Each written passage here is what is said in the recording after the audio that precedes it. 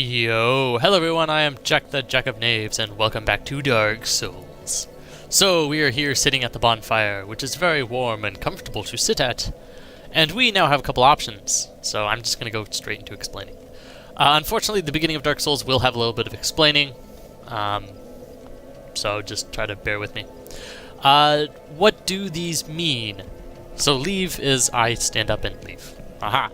Level up, I can use the souls that you can see on the bottom right-hand side of the screen to level up my character with certain stats. We'll get into that in a minute. Kindle. If I am at a bonfire, I can kindle it by using an item called Humanity, which I will explain later, to make it so that whenever I rest at that specific bonfire, I get 5 more Estus Flasks, and I can do this once. Reverse Hollow. So right now you can see my face is gross. If I use a Humanity, I can make my face less gross. I can become human again. And being human also comes with some benefits as well.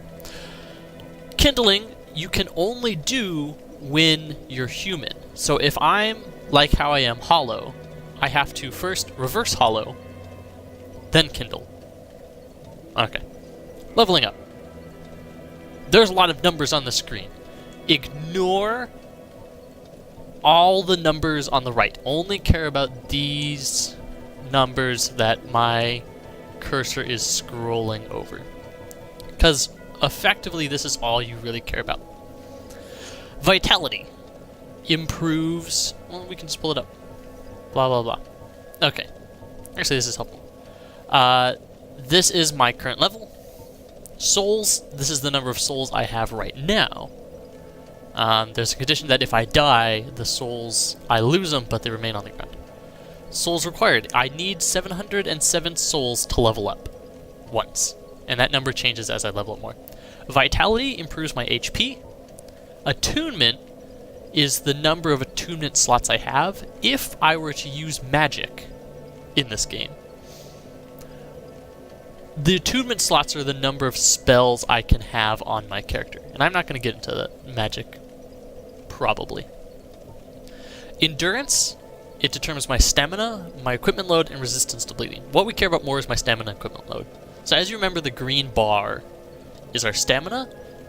Increasing our endurance makes it so that there's more stamina for us to have. Equipment load I will get into later, but it's the amount of stuff we can have on us, or that we can equip on us. Strength is how I build up strength weapons. There are 2 types of weapons primarily in the game: strength weapons and dexterity weapons. So strength upgrades how much damage you do with strength weapons. Dexterity improves how much you do with dexterity weapons. Resistance is useless. It boosts defense and resistance to poison. You just don't do it. It's not worth it. Intelligence. If I were using sorcery, intelligence would determine how much damage I do with it. Faith is the same thing, but if I use miracles instead of spells. With higher faith, the miracles do more. I'm not going to get into intelligence or faith in this game. And humanity is the number of humanities I have on me at the time. Okay, so that's that. So for right now, I'm going to bump up my strength a little bit, and you'll see later why. I'm going to mainly use dexterity weapons in this game, but I want to upgrade my strength right now because some weapons require a base stat to use. If we pulled up our scimitar here, you would see there is a required parameter area. What that means is you can see by the icons I need 7 strength, 13 dexterity, no faith, no intelligence to use this weapon. If I did not have those stats, I could not use this weapon. And most items have that requirement. So the shield, I would need 6 strength to use it. That's for stuff that you have in your hands. Armor doesn't matter. Okay. So that was the big long explanation. I will probably have to explain more stuff later. Let's talk to this gentleman who's been staring at us the entire time. Well, what do we have here? You must be a new arrival. Let me guess. Fate of the undead, right? Well, you're not the first. But there's no salvation here. You'd have done better to rot in the undead asylum. But too late now. Well, since you're here, let me help you out. There are, actually, 2 bells of awakening. One's up above in the undead church. The other is far, far below, in the ruins at the base of Blight Town. Ring them both, and something happens. Brilliant, right? Not much to go on, but I have a feeling that won't stop you. So, off you go. It is why you came, isn't it? To this accursed land of the undead? Okay, so this jerk just told us that A, we're not the first undead to come here to try to fulfill the undead quest. The second is that there are more than 1 Bells of Awakening. There's actually 2. One in the undead church, which we will go to first, and it's up above us, and then down below in Blight Town, which is down below us. Ah, your face. You're practically hollow. Your face. But who knows? Going hollow could solve quite a bit. Also, everyone in Dark Souls laughs. I don't know why. What? Restoring your humanity? Well, there are a few ways to go about it. Collect it bit by bit from corpses. Or you can butter up a cleric and get yourself summoned. And the quickest way, although I'd never do it, is to kill a healthy undead and pillage its humanity. Coveting thy neighbor is only human, after all. So he kind of explained how to reverse hollow. It's not a very good explanation. What are you looking at? Don't try anything clever. You might regret it. Idle threats. What? You want to hear more? Oh, that's all we need. Another inquisitive soul. Well, listen carefully then. One of the bells is up above in the undead church, but the lift is broken. You have to climb the stairs up the ruins and access the undead burg through the waterway. The other bell is back down below the undead burg, within the plague-infested Blight Town. But I'd die again before I step foot in that cesspool. That's actually a pretty helpful hint. He's telling you that the church is actually over there, I'll point it out. But the lift is broken, we have to go up those stairs over there.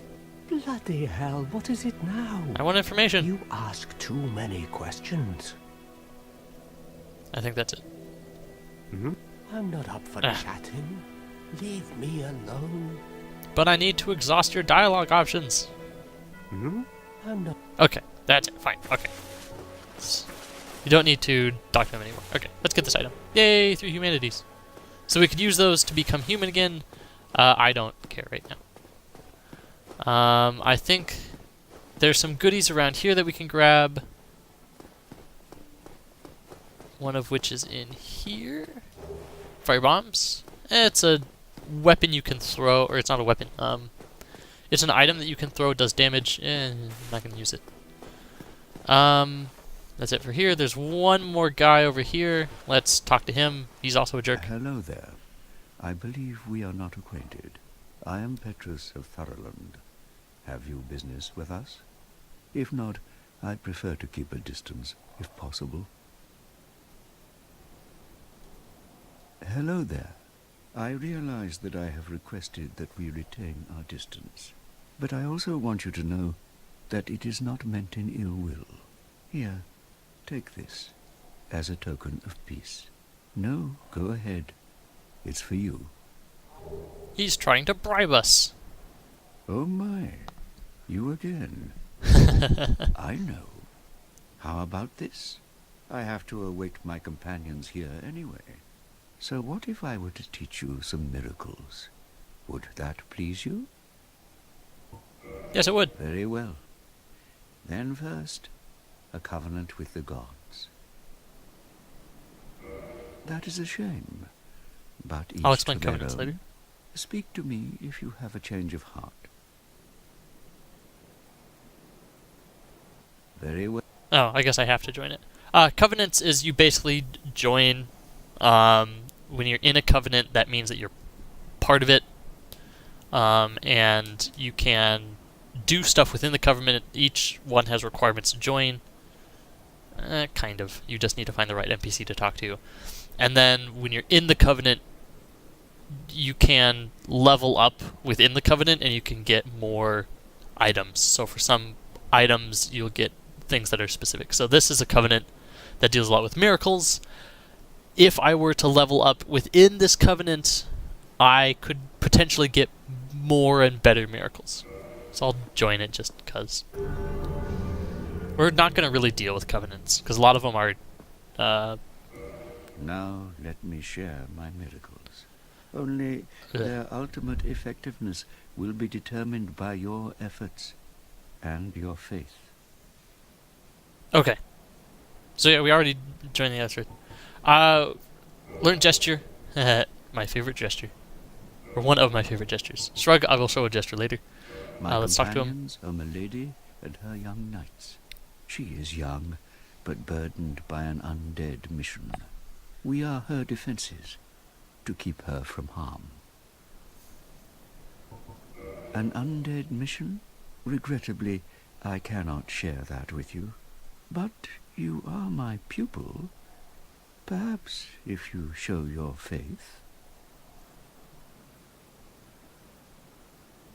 No.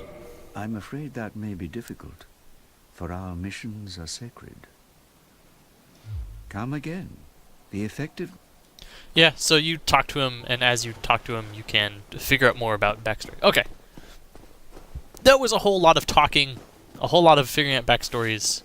That's it for right now. Oh, I did promise I would show you the undead church. Dang it, you were just here. Okay. So right here is where the undead church is. Or how we'd get to it. The undead church is actually this building, but the elevator's broken. So we can't get there just yet. So we have to go around the long way, which is fine. We can cope. Thud. Drop. Wasn't me. Alright. There's other areas to explore in here, but we'll do it later. Firelink Shrine acts as like a central hub of ways, so we're not going to go over here just yet. We don't need to. We will later, but right now it would not do us any benefit. There's also stairs over there where he was standing, or sitting. We're not going to go down those yet, because we don't need to. Okay. What we are going to do is come up here and fight some fools. You need to be careful, because there's a dude that throws fire bombs. Let's parry this guy. Alley-oop. I'm not going to be parrying a lot, but for some of these enemies, it's just kind of fun too. Right, let's get him over here. Yeah, fire bombs. No! Kick. Stop throwing fire at me. Let's grab this. This next action, actually we're not going to do it just yet. There's an item over there. You can get it by running and jumping, but it's scary and dangerous. Alright, you're going to come at us. That guy is. Okay. Slice, slice. I just want to be careful because the firebomb actually does a lot of damage, especially at the beginning here. Ah! Oh! Also, we need a better shield as soon as possible, because right now... So as you see, even though I'm blocking the damage, I'm still taking damage. That's because my shield is not a good shield. Later, you're going to pick up a shield that can block all physical damage. I'll explain shields later. I just realized that I basically was opening a can of worms for myself by talking about shields. Okay. So we might die doing this. Let's Hope we don't. Pop! The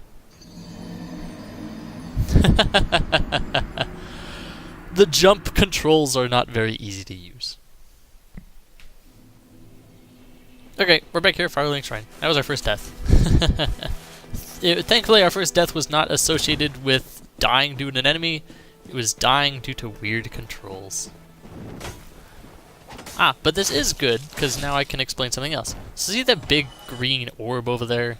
That is where we died last. If we go over there, the 500 souls that we lost when we died, we can regain them.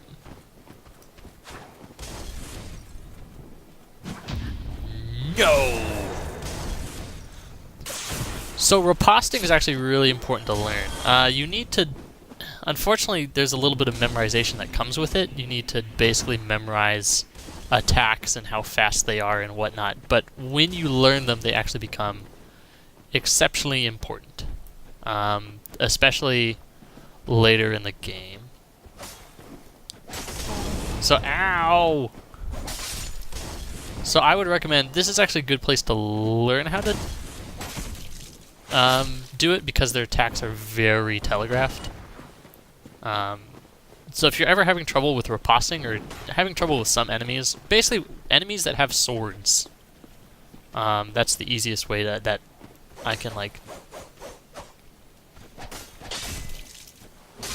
tell you about it. Is enemies that have swords are going to be enemies that you can riposte or parry and riposte. And if you're having trouble with later enemies in the game, with that, I would just recommend trying on these enemies right here, especially later levels. Once you get to those enemies that you're having trouble with, these enemies will do like hardly any damage at all. That door's locked, but this is a path. Whee! Running up the stairs, and we have entered the Undead Burg. So as you remember from Jerkface Dr. McGee the Third, the two Bells of Awakening are both at the Undead Burg in some manner. The Bell of Awakening is in the church, but we can't get to the church unless we go through here, and then the road to Blighttown is also some way through here. So we'll take a look at both of those later. There's nothing in here. So we're gonna go over here, and there's actually some, I guess you could call them secrets. They're just other pathways that you can travel about. So here's the first one. You done? Something you do have to be careful about is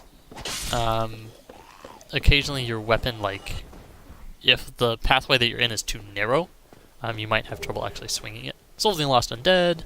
It's very nice. That's blocked off, but that's fine because we can go around over here. Alright. No. Oh, I didn't knock him off.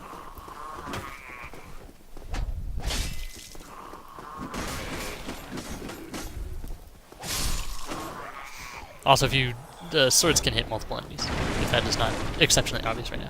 Oh, I didn't show you gestures. If you hit select, you get a bunch of different gestures. They all do different things. You can point.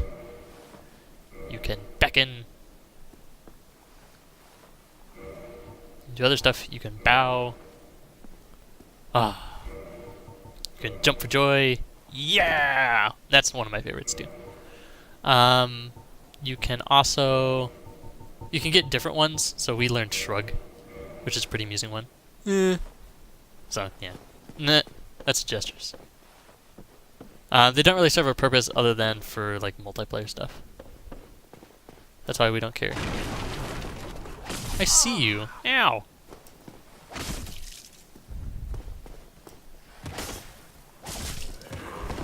Alright, let's back up. Oh! And slice. Alright. Got rubbish, it holds no purpose. Broken straight sword is junk. So we don't care about any of those things. Right, let's go up. We have a number of level or souls now. We could level up. I want to get my strength to 14. At the moment, Now I'm trying to remember. What in the world? Enemies must be falling off. And dying. That's the other funny thing too. Enemies will occasionally just die for some reason. I mean, you'll get their souls. Okay. So we're gonna walk through the white fog here. I'll play for a little bit more here because we did spend a lot of the game, or a lot of this episode, just talking to people, getting backstory stuff. We can't get over there. So I'll do this next little area. And then we can call it an episode. Dragon.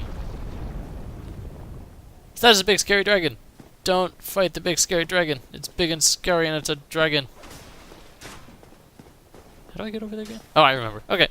Yeah. So here we have to be careful. There's a bunch of enemies and a man with a crossbow. But it is not too bad to deal with. We just need to be careful about when we attack. And double slice. Roll away from the crossbow. With the crossbow, thankfully, you can kind of juke out of the way of them. Let's run up here. Up. And double slice and a triple. Also, some enemies can't Estus heal. Okay. So over here is a bonfire. This is going to be our resting point for today. Let's go ahead and light this. This will be our checkpoint. Something to keep in mind, if you sit down at bonfires, enemies respawn. So sometimes you don't necessarily want to sit down at bonfires. But in our case, we do. And let's level up quickly. Let's make our strength 14. And let's put a point into endurance. Okay. So that's going to be it for this episode. I hope you enjoyed, and if you did enjoy, please leave me a like because it does help me out a lot. And, as always, stay tuned for more.